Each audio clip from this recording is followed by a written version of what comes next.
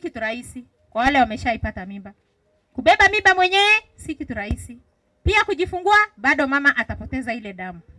Ndio urudishe ile damu, itabidi umekula vizuri, itabidi umekaa muda mrefu, ndio damu ile irudi na afya yako ya kawaida irudi, ndio upate kubeba mimba nyingine. Ukiangalia, ukilinganisha na nchi yote ambayo iko above 50%, bado yetu iko chini, na kuna changamoto nyingi ambazo labda zinachangia yetu kuwa chini. Tulipokuwa tu tunatembea kutoka hospitali mpaka hapa, tuliona some of those challenges. Wengine waliniuliza, wewe daktari, si Mungu alisema tujaze ulimwengu? Vijana tu wananiuliza. Hiyo inaweza kuwa ni changamoto moja, kwamba in our minds wengi wanaamini kwamba Mungu ataleta mtoto na sahani yake. Lakini vile tumesoma ni kwamba labda mambo yamezidi kubadilika. The culture, and some people still think that contraceptives are bad and they are not the right thing to use because of their culture and stuff. And also awareness. Many people are not still aware of contraceptives and how to use them because of it. They're still not educated on these contraceptive methods and how to use them. Young people, we have a big problem when it comes to accessing contraceptives when you compare it to the adults, because we are more subjected to, we are scared of being judged. And if the government can create policies and encourage youth to be open to get these services without being judged, then I think it will be easy for many youth to access the contraceptive methods and attend those services, because they help prevent maternal and infant deaths for adolescents who get, especially girls who get pregnant by the age of 15 to 19. My name is Abraham and I work for Anglican Development Services of Mount Kenya East and I'm based in Isiolo.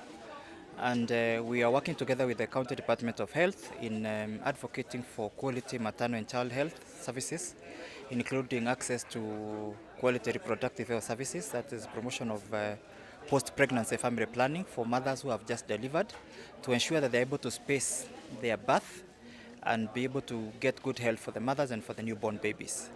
Our project that is called APIP, we are advocating for women to delay their next pregnancy according to WHO standards for at least 2 years, so that we can have given time for the mother to have recovered and the baby to have grown well, including promoting exclusive breastfeeding for mothers to ensure that women are able to breastfeed their babies and also give them good nutrition. We know closely spaced children that are born too close to each other do not have good health outcomes, because they are not either able to breastfeed well, or they're not able to have good nutrition. And Isiolo is one of the counties that has very high malnutrition indicators, including also high numbers of maternal and newborn child health mortality rates, including those complications that come with that. So our project is seeking to ensure that women are also able to get good health through spacing of their babies. And further to that, we are also promoting the involvement of men, so that men can be able to support their spouses, to ensure that this is an affair that involves both men and women in the household, that they're able to sit together, discuss and agree as a family that we want to space our children by this number of years, so that we also there's an ownership of the men, because most of the men in this community will not be supporting child spacing based on culture and even religion.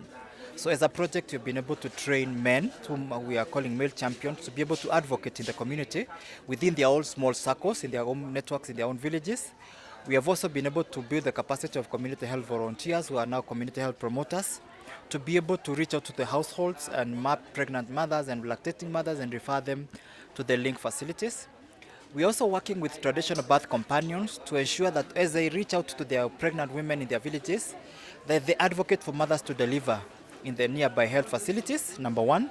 And number two, they should be able to tell the mother that it is good to space her next pregnancy. We are calling it healthy timing and spacing of pregnancy, to ensure that women do not suffer complications that come along with too close two closely spaced babies, because the body of a mother needs time to recover, to regain health, so that she's able to prepare to carry the next pregnancy and to ensure that the pregnancy is mature to term.